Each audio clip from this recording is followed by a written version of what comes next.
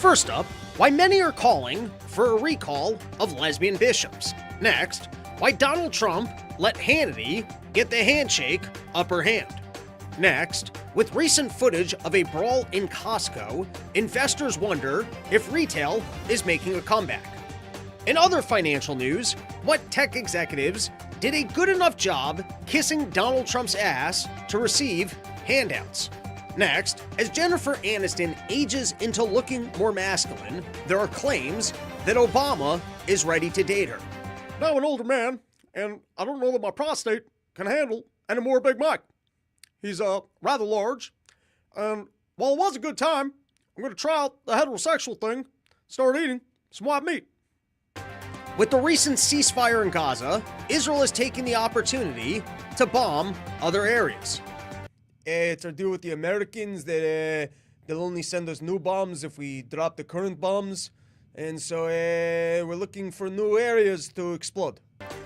And lastly, after an uptick in incidents like this... And child, listen, I want y'all I to am tell no me child. whether or Do not call me a child. I am no child. I want Don't to even find start. out I am a grown which woman. of those I am 47 years emails old. I have broken actually more have glass ceilings than you Chairman, ever I will. am reclaiming my time. You will not do that. I Order. am not a child. I am reclaiming my time. If you want to take it outside, Mr. Chairman. Many are calling on the women of Congress to take how to behave in the workplace classes, creating a challenge for HR departments who are mainly focused on educating men on how to make the workplace more inclusive for women who would then take their job promotions, while also reducing the pool of people they could potentially date so that they could all sleep with the same person and have something new to complain about. It's your daily dose of misinformation, pulled from a lightly hemorrhoided asshole. It's today's Run Your Mouth!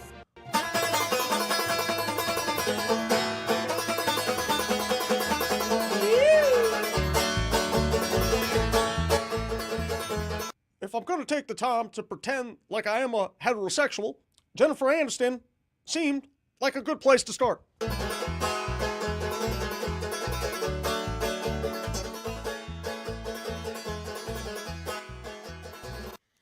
What is up, everybody? Welcome back to another episode of the Run Your Mouth podcast. We are working with all new studio equipment today. Please let me know if I'm coming through clearly, if I'm loud enough, if you guys can hear me.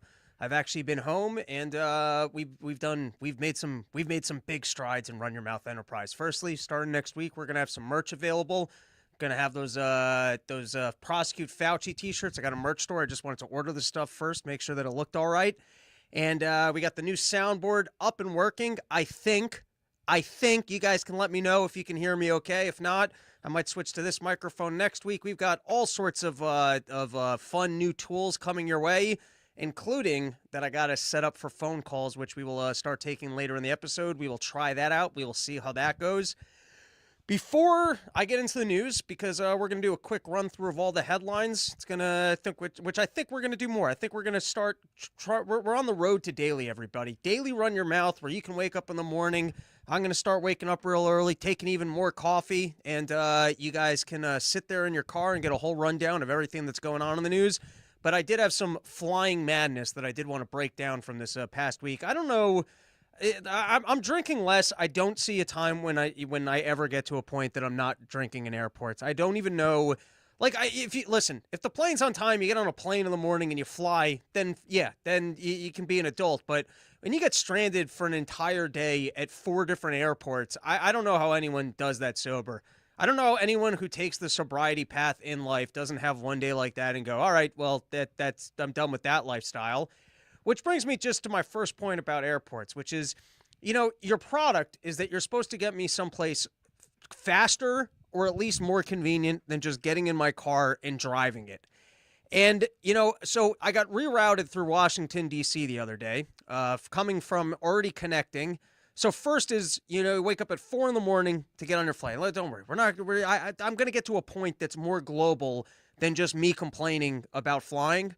But I need someone to complain to. Who's got the money for therapy to show up once a week and have them listen to your bullshit? So you guys have to suffer through it. I woke up at 4 in the morning to get to a flight, and then of course that flight gets delayed. You miss your first transfer. You got to talk to 19 different people before they can get you onto another flight. The next flight's going to D.C., so now you got to transfer again. But you think, hey, D.C. is not that far. That's only an hour and 10-minute flight. But then that flight gets delayed by 3 hours. Then you sit on the tarmac, and they're like, hey, we can't quite leave yet. Then you show up in New York, and they got to circle LaGuardia. And now all of a sudden your airport experience was longer than just driving from D.C. And then, so at what point should you get a refund because they didn't actually give you what you paid for? It's like if I made a reservation at a steakhouse to eat a delicious steak, and then I showed up and I ate the bread that was there, and then they told me after 4 hours of sitting there, hey, we're out of steak, but, you came here to be full, and you got your... No, that's not what I came here for. I came here for you to be cheaper or more convenient. If you're neither of those things, give me my money back. All right, that's one. Two is, you don't get much if you're sitting in coach on an airplane, you don't get much. You don't get much. You got to battle someone for an armrest. You might get one little tiny can of seltzer waters. You might get some tasteless granola bar. You might get a couple movies to watch. You don't get much. And I think in the back of your seat, they should put a steel beam, because if you're tall, you get to spend your entire life being tall, and people will just look at you. They'll want to have more sex with you. You'll think you're a better mate. They'll think you're a better person to run a company. We're just stupid people, and because you look up and it's upwards, you think, oh, you must be more divine than the shorts because I'm actively looking up at you, which is a gazing at the stars, because I guess that's where God is. And so if I'm going to gaze up at you, you must know more about life and be more noble and more in control. And so if you're tall, you get a lot of perks and benefits in life just by the fact that you're tall. You didn't earn shit. You're just tall. That's it. That's all. You're tall. Great. Wonderful. And so I think in the back of my airplane seat, there should be a steel fucking beam. It should be a plastic hard back end. If your knees are too long, you should not be able to dig it into my back for an entire flight. All I get is that shitty seating, coach. There's no reason why I'm feeling your knees in my back. There's no excuse for that whatsoever. That is my seat. That is my territory. I will bomb you like you're Gaza and I'm an Israeli. Except I won't actually say anything the whole flight because, it's kind of... But the neighbors are gone, by the way. We took care of that situation. We got rid of those. All right, that's all the shenanigans. I do have quite a few stories that I want to run through today, and that's why all the listeners of this show, you should go to, in the episode description right now, Cell Shot Nutrition, sponsor of the show. They got it's like the little 5-hour energy drinks, but it's made by our very own Steven, the wonderful non-scientist. And it's got all sorts of other things in there, and they're mighty convenient. I prefer it at night because it doesn't make me need to shit my pants while I'm out. I don't have to do comedy spots and drink another cup of coffee. And so it's nice for that. It's real convenient. They're short. I keep them in my bag when I'm on the road. I don't have to find myself energy drinks. And since we're going to be plowing through the headlines real quick, let me suggest that you get yourself all good and caffeinated and get yourself some Cell Shot Nutrition. All right, let's get into the news because... We're in day 2 territory with Donald Trump. He had big, bold promises for day 1, and for the most part, I like what he's doing. I'm seeing a ballsier Donald Trump that's doing a better job of actually representing what us, the people, voted him in for. Well, not me, because I didn't actually show up to vote. Who wants to be responsible if he decides to go to our war to Iran and, whatever. Doesn't matter. But with the exception of the Sam Altman thing, which we discussed on Part of the Problem, and, government making investments to the billionaires who most recently kissed Donald Trump's ass. He's making some good moves, so let's explore. Let's see what is going on. All right, so first news story of the day is you got Donald Trump. President Trump walks off plane into Western North Carolina and talking about being tall and being the divine as he showed up and he said, help has arrived. I will bless your soil by standing on it. With my legs touching the earth, you will now have prosperity for the next 100 years. You're welcome. And then he got back on his plane and he flew off to California. And at first, Newsom, this article came out that Newsom plans to crash Trump's LA wildfire visit, which this is almost exactly like that South Park thing with the Royals going, "We want our privacy, we want our privacy," where Newsom shows up, hair slicked back, makeup ready to go, television crew in sight to go, "How dare you politicize this incident? Hey, camera guys, are you getting this? How dare you come here and politicize what's going on? Are you getting me on camera right now? How dare you politicize this?" But then Donald Trump actually did politicize it, but in a beautiful way.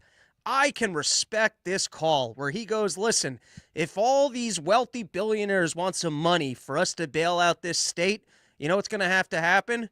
You guys are going to have to start doing some voter ID laws, or at least this is as reported by CNN.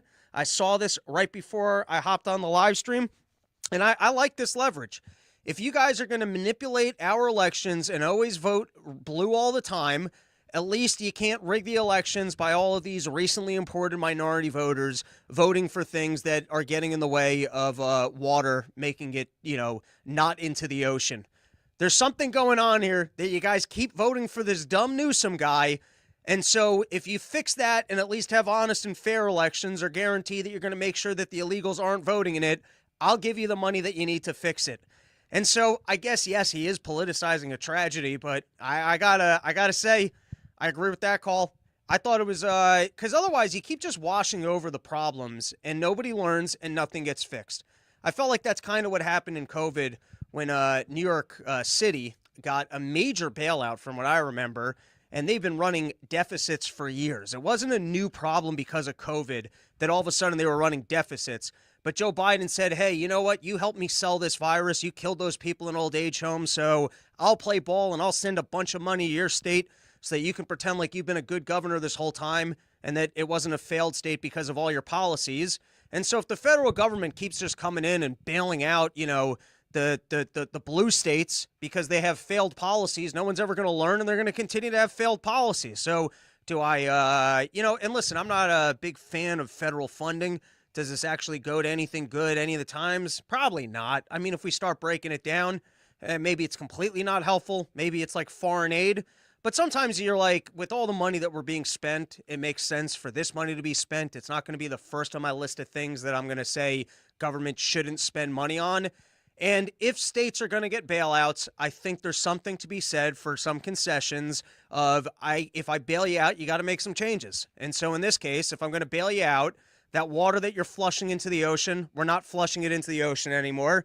And you can't have illegals voting because it doesn't make sense. It does. If getting an ID is racist, figure out how to make that a not racist process, and don't speak down to the minorities that legal people in this country can't figure out how to navigate how to get the ID. That's not an excuse.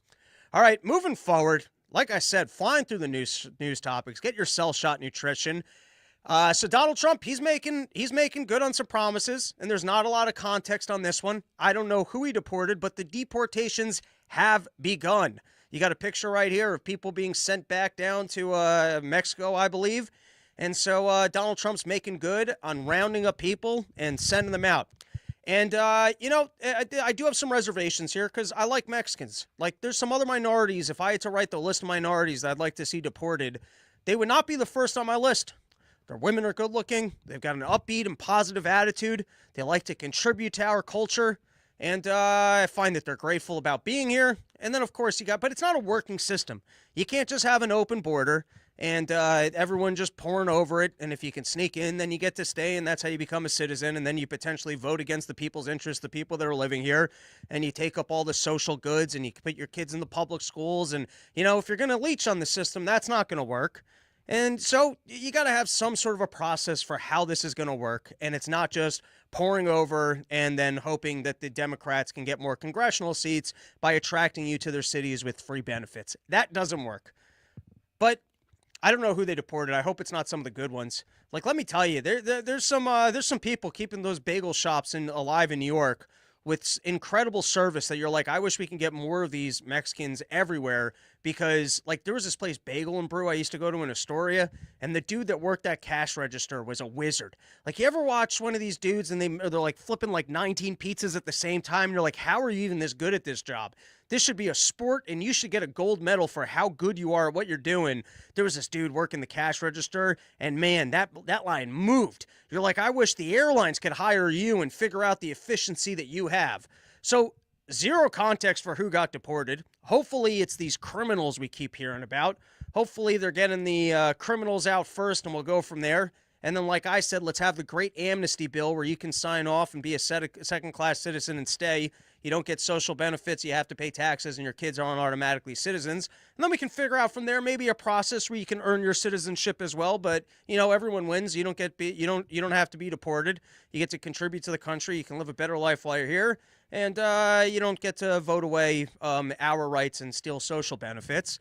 But in the meantime, the show of force, I think, is going to keep more people from just piling in. I think more people are going to realize, hey, it's not worth the risk because I might just get sent home. And after making all that effort, and lives might even be saved in that process, because instead of the chaos of just whoever can sneak in and then partner with the cartel to come over, who knows how many kids actually went missing in this process. So listen, there needs to be a better process than people just pouring in, and it's not fair that we're supposed to vote as a country, and if the majority of the country doesn't want this, or they're going to end up losing their voting power because of illegal immigrants coming in, that does not work. And so at least he's making good show of force right out the bat, which I think will change the dynamics of how many people want to come here. With all that said, though, there is no context to who got rounded up, and your favorite Mexican might have gotten shipped out. There's no context yet to who it's been. All right, before I take my next topic, I will let everyone know we're going to try it out. It's the first time doing it. We will see how it works, but we are taking calls, and that is the number right there on the screen. In the future, this feature might only be on the subscriber episodes. That website will be launching probably as of next week. Like I said, I am home. I am taking my Cell Shot Nutrition. We are getting things done. We've got the new soundboard. We've got a new production team. We've got a whole new look at the studio space that I'm spending more than my mortgage on. We are making things happen up at Run Your Mouth Enterprises. And newest feature is at the moment, if you guys want to give it a try, we will be taking calls. The number is, I got myself a fancy Greenwich number. So, if you want me to take your money in investment opportunities, we can do that as well. But the number I am working with is 203-340-1028. Lines are open, and here we go. It is the first ever caller on the Run Your Mouth podcast. Let's see if we have audio for you. Welcome to the show, good sir. Do you hear me well? I hear you loud and clear. Who do we got on the show? This is a historic moment for Run Your Mouth Enterprises right here. It's Runaway Slav. Oh, wow. Long-time commenter on the show, first-time caller. Have we ever met in person? Because you're like in every single episode. I don't know how you catch it live. Do you have no life? How are you always able to catch the show? I mean, I work a lame desk job. No, dude, your face brightens up every time we meet. There you go. Where have we met? I travel a bunch, so just remind me. Forest Shores of Scott Horner's house and Creek and Cave. And oh, there you go. Absolutely. I even recognize your voice. There you go. How's it going, buddy? Well, they're getting kicked out, and I'm happy, bro. Oh, there you go. So you just came in to celebrate that the immigrants are being thrown out of the country. Don't use that. Do not lump me in with them. I'm an immigrant. They are trespassers. So okay. And how did you get your citizenship that you feel like you're above them? I earned it. I was sat on a green card. Took the studied. I mean, I didn't even have to study. They told me I was even excused from taking the citizenship test, but I helped my family study. The ones that had to do it. It was very easy, but I insisted on taking the test myself. Passed it with flying colors, 100 out of 100. I've never gone. I would probably I think I could pass that test. I don't think I would just get an 100 off the bat. I've never looked at what the questions are. My guess is it's the social studies stuff that they taught us in 4th grade. It's like how many states are there? What are the capitals? Who is George Washington? Is it like just basic American information? Yeah. So basically, they do go off the top with basic civics, branches, difference between, All right, how so many congressmen. Slav, before I let you go, and I appreciate you calling in, and that a noteworthy individual such as yourself was the first-time caller, and that you felt inspired to call in to celebrate people being thrown out of the country.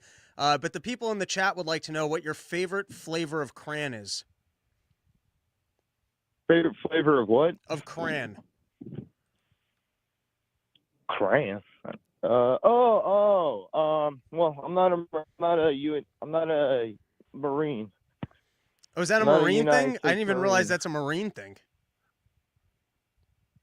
Well, I mean, what is it? They make that joke because they always have to like look at maps and they use crayons to mark on them, but they keep them in their mouth while they're flipping the pages. But hey, it's cool that your calling system is working.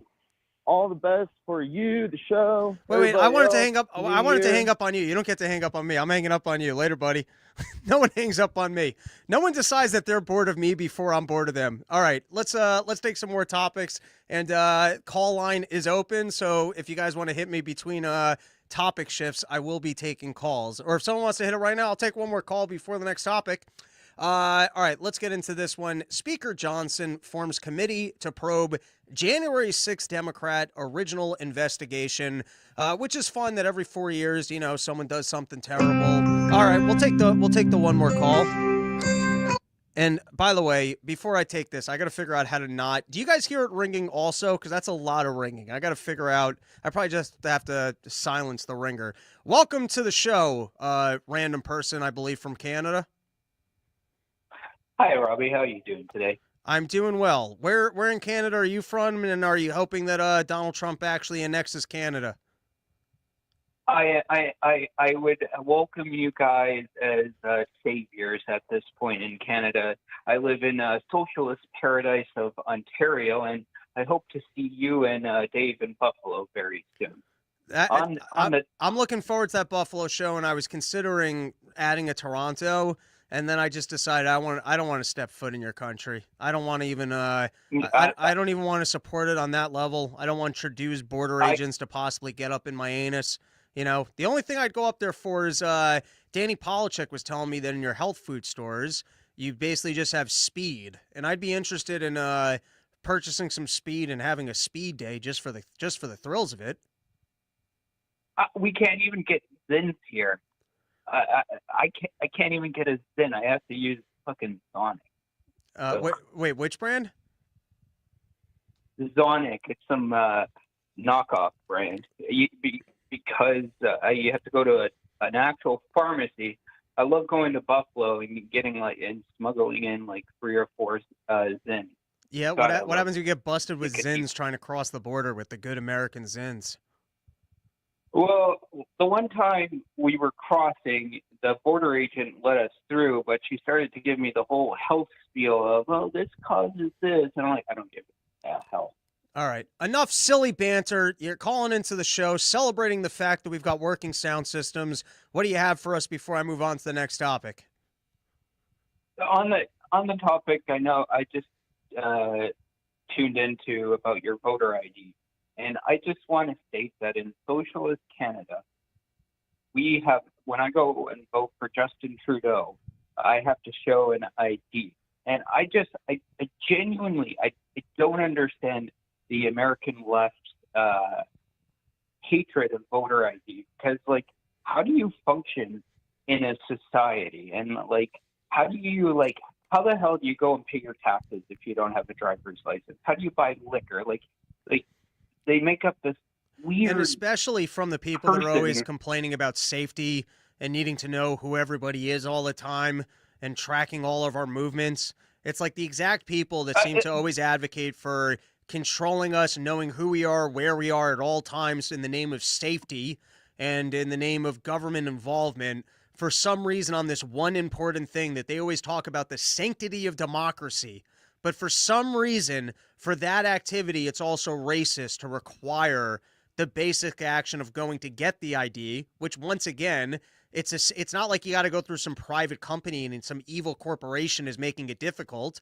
Like, you're the company. If there's a racist process here, fix that racist process. How is that an excuse to go, oh, you can't function? Like, literally, you can't live your life without an ID. That means you're not driving a car, you're not buying liquor, you're never flying in an airplane. And so there's a racist process that prevents people from all those other things, but you're not going to fix that. You're not going to make IDs more available so that people can live a normal life. You're just going to let them bypass the racist process of getting the ID because voting is so important that they'll let you do that. But for everything else, in other words, the state is actually admitting to being racist and preventing minorities from being able to engage in regular life because they're unable to fix the process and help these people get identifications. It's pretty remarkable if you think about it that way. I could not, in the chaos of 2021, 2022, I was able to visit a mall, right? And I did not want to take any procedures, but I was able to go into a mall, but I wasn't able. Give me a second. I accidentally, I have ADD, and I decided while you were talking, I was going to see if I could make a change to lower the ringer for the next call, and then I turned you off. Try talking. Yeah, all right. I think that's the end of calls for this episode. I think I just disconnected this because I couldn't not fiddle and fidget. Classic me there. Yeah, I can hear you, but no one else can because you're no longer looped into my soundboard because I'm an idiot. All right, well, that was the experiment with calls for this episode. Hanging up on this guy, and calls will be back next episode when I reconnect this and then learn not to fiddle with things. You just saw ADD at its best. He started talking, and I was like, oh, why don't I fiddle? All right, let's take a comment here. Runaway Slav, back in the chat, buying booze and entertaining at a bar is racist because of IDs. Moderately amused. I would call, but I might ruin it for everyone. Robbie switched it to only allow blue check marks to message him on X the day after I sent him some information that he had questions on. That is not true. Or at least I don't think it's true that you can only... Or I don't know how to change that setting. I never went in and said that only blue checkmark people could message me. So that must have been a new feature coming from Elon Musk when I was forced to purchase membership in order to continue to stream the show there. And if you have interesting information for us, I am more than happy to have you on. And in the next episode, when calls are available, you can call in. Or if you have something that you would like to say now in the chat, I will take it. Janelle's Make a Discord, Robbie. That's a next week project. We've made some improvements this week. I'm at home. I'm working on the studio space. And I think once the website's running with a chat feature, we will have a Discord as well. And then I got to reach out to the kid that hooked us up in California with the fancy hotel, because I think he will probably be the moderator on that. All right, let's get back into the show. We do got other news topics to run through here. And so this one is the Speaker Johnson forms committee to probe January 6 Democrats. And my guess is they're going to come up with zero. But, you know, I'm just going to throw it out there. I would like to work on this TV show. I know how to sell this information. I know that only so many people watch my content, but that's because the algorithms are downplaying it. The entire world would like this information if they just knew it was out there. Everyone would rather live in the future and celebrate being right. The people that listen to this show are the most informed on every topic, and I hope that they all make more money than I do trading off the information that I put out on this show. I hope there's someone out there working on carbon-reducing trees as we speak and makes a fortune, and then one day buys a single t-shirt from a booth for me and goes, hey, thanks for that stock tip. So anyways, I'd like to work on this TV show, because here's what you got to do. You just got to take all the footage, you know, the stuff that Tucker Carlson got and then seemed to get fired over something else about and then couldn't put out, got one person freed from jail in a single episode, or hire his production team. All you got to do is exactly what happened for the shaman guy, that when we saw the full footage of that day, everyone's like, that guy shouldn't be in jail. And so what you do is you make it a nightly series on Fox News. Do it late at night when everyone's bored. It can be after midnight every day. We'll profile one political prisoner from January 6th, where you actually show all the security footage of that individual from that day, and then you just interview them to find out what the processes was of them dealing with their lawyer, them being prosecuted, what their experience was in jail. Just inform people about the individuals that did nothing other than walk in through an open door, or that were attacked by the police and then got caught up in the riot. All you got to do is get the human stories out there of the way that people suffered who did not engage in violence in that day. And on that note, I meant to read this on the last episode, but we had broken cords and I couldn't see it. And I think this from an NPR article that might have written this a little bit more, in my opinion, harshly. But this was from Biden as to why it would be unconscionable to not pardon his relatives. Biden said exceptional circumstances had prompted the pardons, even when individuals have done nothing wrong and in fact have done the right thing and will ultimately be exonerated. The mere fact of being investigated or prosecuted can irreparably damage reputations and finances. Isn't that horrible that the president himself will admit that if the machine turns against you and you're innocent, that's still a problem because you can go broke trying to fight? Like, just think about how evil you must be to have overseen a system that you understand is so corrupt that at any point in time someone could have done nothing wrong and the system could attack them, and then they can go broke trying to fight the system, and you don't try and fix that at all. It's just for your couple relatives who might have to deal with that, you'll let them off the hook. And then isn't that also an admission that anyone that the system decides to go up against, like, you know, if Joe Biden's own wealthy relatives can't withstand the system coming after us, what does that say about the rest of our chances when the government decides to hit you with a lawsuit for no reason? And so even the people that might have avoided jail time, sorry. Well, you know what? I do have ADD. Let's see if maybe this one magically connects. Hello, are you there? Yeah, but you're not coming through my thing. It's the ADD again that I was like, you know what, maybe it will magically work, and then it didn't work. Here, should we take it? You guys want to entertain yourself in the chat for a second? I'll see if I can reconnect it. Nah, let's not do that. But anyways, you could say one thing. I'll repeat it to everyone else, and then I'm not answering any more calls. What's up, bud? Can you hear me? Yeah, but not on the thing, so I'm letting you go. All right. Anyways, not taking any more calls, so don't hit the line. And don't call when it's not showtime either, because I have ADD. I'll be in the middle of work, and I'll just be answering calls. All right, next on the docket, we've got Trump assigns order to declassify files on JFK, MLK assassinations, and I want the Bigfoot and Ray Epps files. Listen, this stuff is fun, and it's cool that you're putting it out. It's also tragic that you need months. The files are just sitting there, but they need months to release them. They're going to end up with so many lines in them, they're going to be darker than MLK. That's what's going to happen. It's going to be so redacted, you're not even going to be able to read the thing, or magically the part about Mossad doing it will have disappeared. I mean, you guys have been sitting on these files for 20, 30, 40 years, and then all of a sudden, a president goes, hey, you have to release those, and, well, we need a couple months to make them palatable. I'm just saying at this point, once they're released, I'm calling bullshit. Releasing the files is like, hey, here's the files. Or you storm into the office and you go, I'm taking that thing and I'm putting it on the news right now. But hey, we need at least 6 more months so that we can clean these things up. I mean, that's some bullshit at this point. And I guess that's the circular logic of every conspiracy, is that even after the release now, everyone gets to go, well, that wasn't the real information. They had time to clean it up. But I'm just saying, the ballsy release the file means release the files. Why do they get more months to clean these things up? And then, of course, classic media. The relatives are upset about this. This is, I think, JFK's grandson. The truth is a lot sadder than the myth, a tragedy that didn't need to happen, not part of an inevitable grand scheme. Declassification is using JFK as a political prop when he's not here to punch back. There's nothing heroic about it. There you go. Some of JFK's own relatives arguing against the American people having the truth.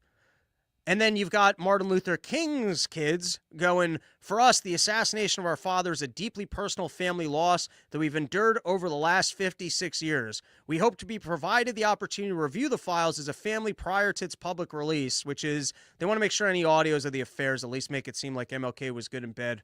All right, next topic, Taliban rebuff Trump's call to return U.S. arms worth billions. You know what? Before we get into this one, let's plug another one of our sponsors. We got enough sponsors. We're going to be daily on the show, everybody.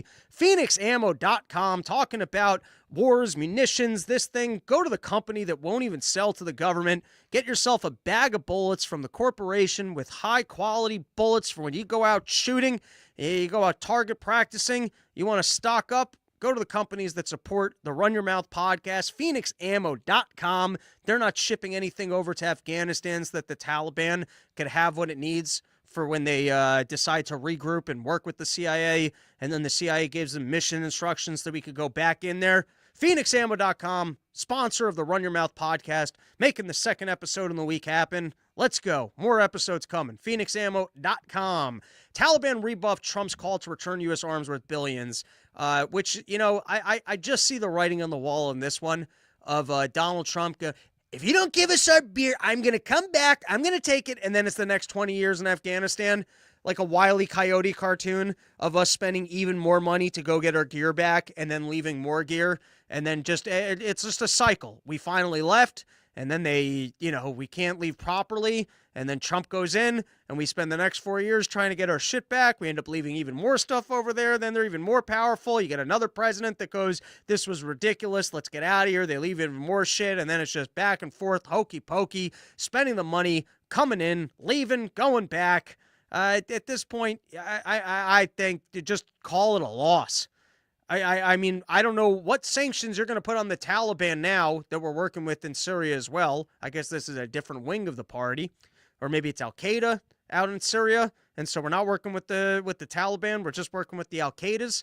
But here you go, Trump, and he's pulling some ballsy moves. He's pushing people around, and he's saying, you better give me my shit back. Maybe he'll do targeted strikes, and he'll start assassinating them until they call him back up and go, hey, come get your tanks. Saudi Arabia to boost U.S. economy with $600 billion investment. Donald Trump then went, why don't we just round this up to $1 trillion? And chances are it'll be like the last go-around when Donald Trump was like, look at all this business I drum up for the United States of America. I went over to this country, and I spoke to them, and I got us all these business contracts. And then it turns out it's for 4 companies. It's basically the military-industrial complex gets to sell more military gear to someone. Caterpillar gets a couple contracts, a couple friends of his. Hey, I just signed an agreement with the Sam Altman guy, so I'm going to need you to invest $400 billion into that project, so that on the way out, Trump coin is worth more money. But, you know, he's pushing everybody around. He's letting them know America is going to be number one. And unless you guys start throwing a little bread over our way, we're going to start exerting some pressure on you. America's back, and we're pushing people around. We're evicting people. We're not playing this pussy shit no more. And then you've got, this was the BlackRock CEO urges SEC to approve bond and stock tokenization, which is essentially Larry Fink going around going, that green energy scam didn't work out, and I need new products to sell to suckers. I went all wrong. I was selling the pension funds on this stupid green energy horse shit. I was all involved in a hopeful central bank digital currency. That whole thing fell apart, and what I need now is for you guys to be able to legalize this stupid tokenization shit, because this new age of investors isn't that interested in working with us. They're not that interested in Wall Street and our products, but for some reason they're out there willing to buy fart coin. So I need you guys to legalize whatever the fuck is going on over there so that I can get in on this racket. Trump revoked security detail for Pompeo and others despite threats from Iran. And, you know, this is the cool shit that Trump's doing. Trump finally learned who the deep state is. He finally learned who undermined him the last time around. He's got better advisors on his side. He's cleaning things up. There's no reason to call. We're not taking the calls. Declined. Don't call into the show anymore. There no calls ever again. Here, I'm even gonna take that thing down. It's down. It's down. The ringer's off. You're not going to distract me again in the middle of me talking. Except, all right, we're going to clean that up. We're going to clean that up. ADD live in action. There's not enough caffeine in Steven's things. All right. Anyways, I like what, like I said, everything but the Sam Altman play. I like a lot of what Donald Trump is doing. And I like this is him showcasing that he's learned since the last time around, and he's actually cleaning it up. He's taking on the deep state. And so even like Pompeo, who was heavily involved in the last administration, has gotten the boot. And on that note, John Ratcliffe did get affirmed to CIA director. If you guys don't remember, he was the most loyal voice who advocated for Trump in the last go-around when they pulled the whole Russia collusion nonsense. He was a congressman who then left to go basically take a payout from Donald Trump and go work as the CEO, I think, over at Truth Social. But in the last go-around, he seemed like a smart, competent guy. And other than Jim Jordan, he was the absolute best advocate for Donald Trump when they were taking control of his administration and throwing all that Russia collusion nonsense on him and undermining who had been voted into office. And so as Donald Trump actually aggressively moves forward with his agenda, he did get a loyalist into the CIA position. So my guess is you're not going to have as many people from the deep state undermining him. I saw this article in the New York Post about drones used to bust suspects could one day monitor New York's garbage in effort to enforce new trash bin rules. And I guess the idea is, it's funny. When I lived in New York City, you don't even notice the trash piles. There's trash piles all over the place. You don't even notice it. You don't smell it. And then people come and they visit New York and they're like, why do you just have your trash in the streets? And then all of New York, the wealthiest people in the wealthiest blocks, they have trash on their streets. It's the way that we all live. And then you're like any other bum who has a not clean apartment. You're like, I didn't even realize it's there. And then rats start running by and you're like, yeah, there's rats. And then every other city's like, no, we don't have fucking rats running around our streets because we don't leave garbage outside. But in New York City, we just pretend like, no, there's no other way to do it. And so we've got garbage on every street corner. And yeah, everyone has to live with rats. Who doesn't have rats? That's the way cities work. We have rats. It's literally just any lazy person with their dirty apartment who just thinks everyone on earth has bugs and rats in their apartment. But the answer is you clean it up and you don't have garbage there. It's not like I got a new law that you got to take your garbage and you got to actually put it in things so that they're not just sitting on the street for the rats to eat. And you go, all right, I think I like the idea of a way to enforce. Are you just leaving your garbage outside? Because that might mean less rats and less just garbage in New York City. Because now I don't live in New York City. So I come into New York City, I walk around, you're like, what the fuck's up with all this trash? It's like any other bad relationship you've ever had in your life. It seems normal until you leave, and then you come back and you're like, you got a bunch of trash piles here. Why did I ever like this place? And so it kind of sounds good. But then, I was thinking about it. I just got myself a new car. I really like my new car. And now I'm starting to get tickets in the mail again. Because my old car, not only was it not registered, I had it so long, the license plate was pretty worn out.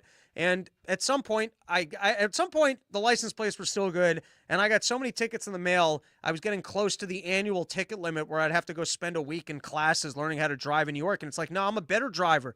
That's why I'm getting all the tickets, because I'm actually good at the driving thing. Unlike, and by the way, they get you in bad spots. They drop the speed limits down next to schools, and the schools are on the busiest roads that make the most sense to be moving on. They're right off of highways. You get off a highway ramp, and then there's a school there, and they drop down the speed limit, and now all of a sudden no one caught you. There was no cop there. You didn't do anything dangerous, getting a ticket in the mail.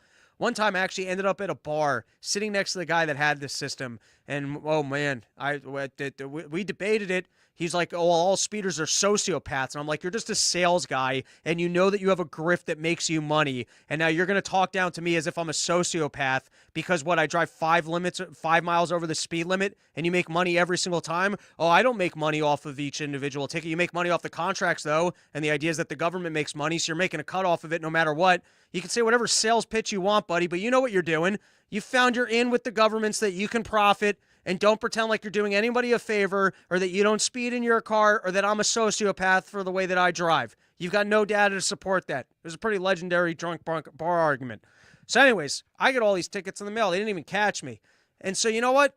This is, once again, government's got to figure out, if they're responsible for the garbage, how to not just have it sit in the streets, to be picking it up more regularly without having to have drones in the air that are tracking your faces and affecting your social credit score because you didn't put it into a trash bin.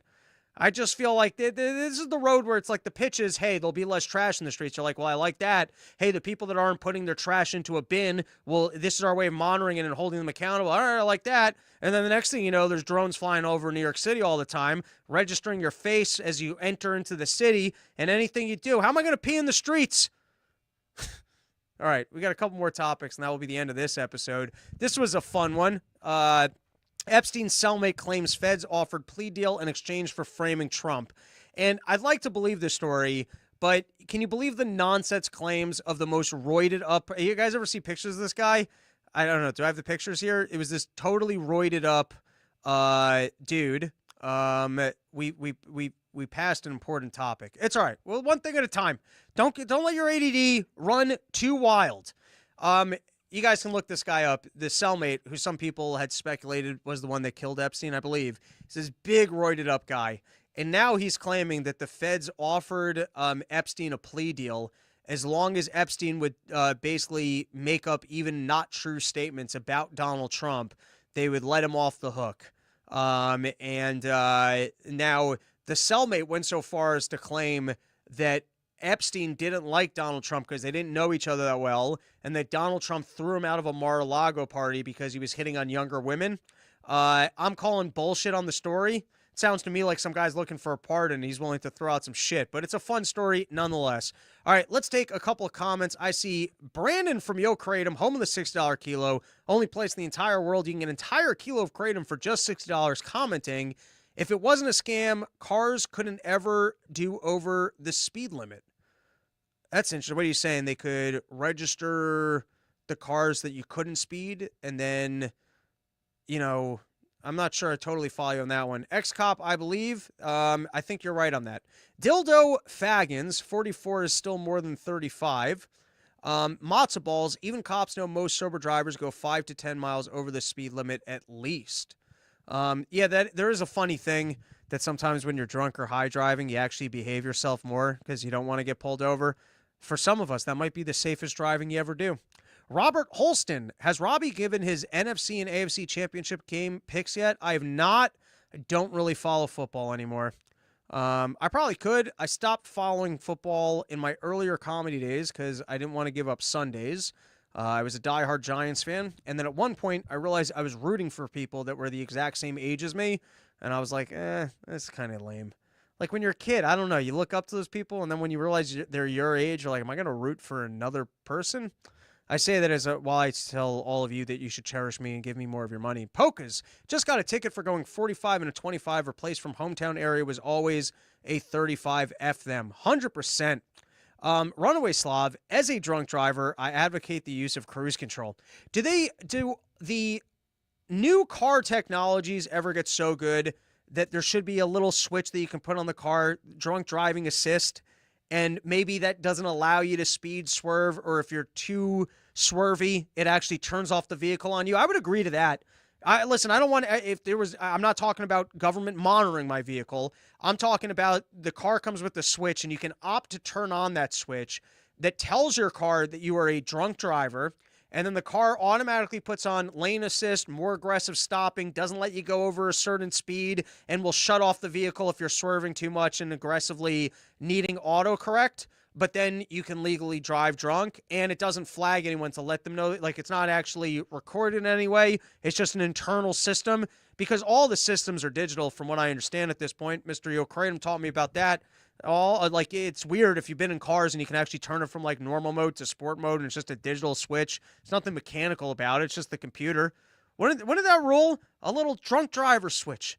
Maybe it even puts a bumper cars around the car, and you turn it on, and maybe you can only use it after 1 a.m. You got to drink. If you're going to quit out early drinking at the bar, you're not allowed to use it. But at what point, in all seriousness, at what point does the driver assist technology get good enough in your car that they let you drive drunk? All right, what else we got? I think I had 1 or 2 more stories, and then we'll call an episode. I saw this on Twitter from DC Drano, and this is what I'm talking about. I think I might have even had this on my list. If you go all the way back before the Libertarian National Convention, I said perhaps we shouldn't run a candidate and we should completely back Trump, and these are the demands that we should have for him. And I think I had no central bank digital currencies on that list of demands. And guys, this is a massive win for freedom. These are the kind of things where it's like playing defense where, listen, I don't love everything about Donald Trump. And as we're going to see in a second, I think he's pushing for lowering the interest rates. I think when it comes to topics of the financial system and spending money that we don't have and lowering interest rates, I think he's wrong on those topics. And I think we'll find out over time. Maybe he's wrong on Israel-Iran stuff, but we'll see how that plays out. But then there's some other massive, huge topics, which it's hard to even know if they had gotten Donald Trump out of the race or if he had executed him and the Democrats could have remained in control and continued the ESG nonsense racket going, what our lives might look like.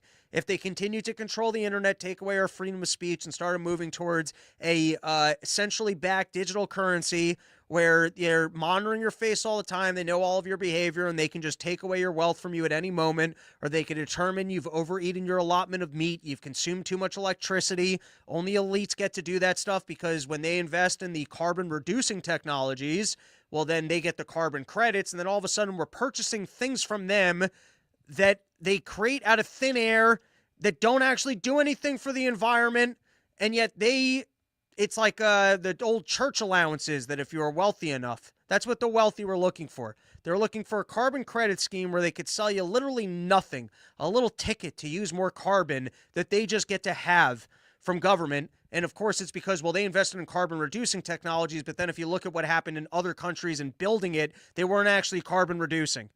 And so luckily enough, at least on the pathway to freedom, it's been reported that Donald Trump has outlawed centrally backed digital currencies, which might have been one of the biggest risks on the table in terms of us allowing to have freedom in 100 years from now, 50 years from now, 20 years from now. That's a big victory right there. I'm not saying I love Trump. I'm not saying I fully support him, but I'm saying that there were some big issues on the table, like having endless people pouring over our border, fighting endless wars, removing freedom of speech, and moving forward with plans like essentially backed digital currency. And so, I mean, that's a massive win for freedom. Here, though, is Donald Trump in front of Davos. He went off on quite a bit.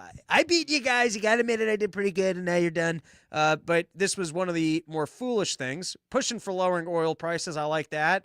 But then here he is pushing for lowering interest rates, which I'm not sure makes sense. But we can give it a listen. Demanded lower oil prices and that interest rates drop worldwide. I'll demand that interest rates drop immediately, and likewise, they should be dropping all over the world. Trump listed the rapid-fire change. All right. And I think we got one or three more rapid-fire topics, and that will be the end of the show, and then we'll be back next week. I like taking the calls. I just got to fix that and be less fidgety. Guys. All right, I'll read the headline. Someone pointed out to me, I got to read the headline first because a lot of people just listen to the show and then they don't know what I'm talking about. Here's the headline. Food prices are rising again, and I knew it. My fat ears to the ground. Did I not say 2 weeks ago, are you guys starting to notice inflation and that there's no eggs? And apparently because of those forest fires and because of the chicken flu, we're running out of eggs and all the food prices are going out. It's always not, like I said, listen to the show, celebrate living in the future and being right. That's the pitch, especially if we go daily. Think about how informed you guys can be on things. I said 2 weeks ago, I was like, are we coming into a new round of inflation here? Because I'm starting to notice that stores got no eggs. I loaded up, though. I like, you know what? I've stopped eating out. I've reduced my diet, and I like the pasture-raised eggs. And I went to Whole Foods, and I hoarded them. I got eggs through February. I hope they figure that one out by March. All right, we'll make this the last topic for today. We talked about the crazy church lady, sociopath, Nurse Ratchet Energy. That was the clip of her on The View saying, oh, I don't pay attention to the body language of the people I'm talking to because, yeah, you'd realize that no one's listening and they don't like what you have to say. The sociopath of, I know that what I'm saying is straight from the Lord and it's divine, and even if everyone in the church is throwing up on their own shoes and they're upset with it, I know that I'm in the right and they need to hear this. And so, no, when I preach, I pay zero attention to the audience I'm trying to inspire because I know that my words are so profound that even if everything about them shows me that they're asleep in their souls, I know they're getting my message and that I'm doing the Lord's work. No one should be no more invoking the Lord's name for your agenda. All right, last topic of today. There was reports out in California of basically a prison force that combats the forest fires. And I don't like, there's just something tragic about able-bodied people sitting in prison.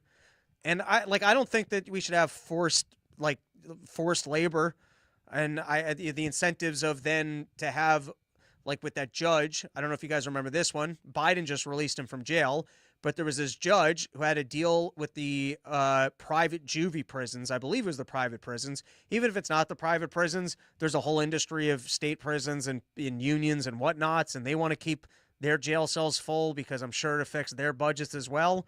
And so you don't want perverse incentives to be trying to send more people to jail.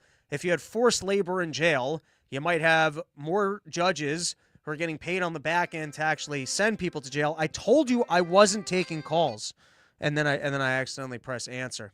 Anyways, you know what we might do? Maybe I'll stop this stream, and then I'll start a new stream to just take a couple of calls once I get it reattached.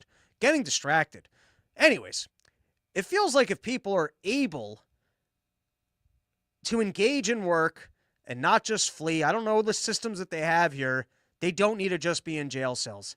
I don't know if they, in some sense, if you can contribute, I don't think they should only be making $5 a day.